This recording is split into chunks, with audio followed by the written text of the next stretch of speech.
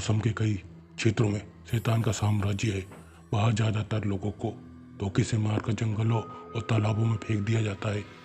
घरों के नीचे दफन लोगों की आत्माएं अक्सर भटकती रहती है और कमज़ोर लोगों के शरीर पर कब्जा कर लेती है। कुछ ऐसा ही भयानक अनुभव मेरी मौसी के साथ हुआ।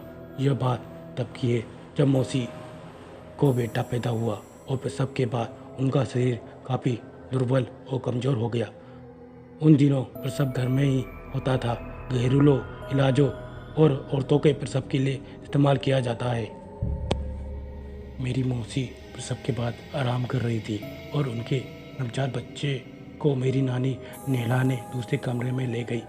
कमरे में मेरी मौसी बिल्कुल अकेली थी और उनके पति भी गांव से बाहर गए हुए थे। घर में सिर्फ मेरी नानी और मौसी ही थे। प्रसव के बाद मौसी थकान के मारे सो गई और एक आहट से उनकी नींद खुली। उन्होंने सामने की खिड़की से एक काला साया कमरे में आते हुए देखा। उस काले साए के बाल हवा में लहरा रहे थे और उसकी आकृति बहुत ही भयानक दिख रही थी। वो अपने हाथ मौसी के गले की तरफ बढ़ा रहा था। इतने में मौसी जोर से चीखी और नानी वहाँ पहुँच गई।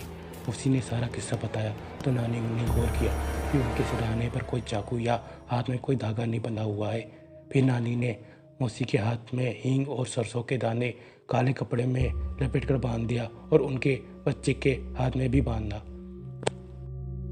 मौसी के पूछने पर नानी ने बताया कि अक्सर ऐसे काले साए कमजोर या दुर्बल शरीर में प्रवेश करते हैं और अपनी अधूरी इच्छाएं को पूरा करते हैं। प्रसव के बाद नानी मौसी के पास सुरक्षा धागा और सराहने चाकू रखना भूल गई थी, इसलिए मौसी को उस काले साए का सामना करना पड़ा। कुछ खतरे इतनी आसानी से नहीं टलते। नानी को आधी रात को घर के पीछे किसी के रोने की आवाज़ आ रही थी और जब उन्होंने देखा एक काला साया वहाँ खड़ा था। नानी ने जोर से चिल्ला के पूछा, आखिर तुम कौन हो? क्यों हमारे पीछे पड़े हो? काले साया ने डरावनी आवाज़ में जवाब दिया, यह घर मेरा है, चले जाओ यहाँ से, वरना तुम्हारा परिवार भी मारा जाएगा। नानी उस वाक्य से बहुत डर गई थी क्योंकि अब घर में एक नवजात बच्चे को उस काले साए से खतरा था। अगले दिन नानी ने एक पंडित को घर बुला के सारा किस्सा सुनाया और पंडित ने जब घर के पीछे गए तो उन्होंने काली शक्तियों को महसूस किया। पंडित ने सारा मुआयना करके इस इलाके के में जितने भी घर बने हुए हैं सब के नीचे कई लाशें दफन है। ये इलाका पहले घना जंगल हुआ करता था और फिर यहाँ धीरे धीरे लोग घर बनाने लगे। इस घर का कोई भी ऐसा राज होगा जो आपको जीने नहीं देगा।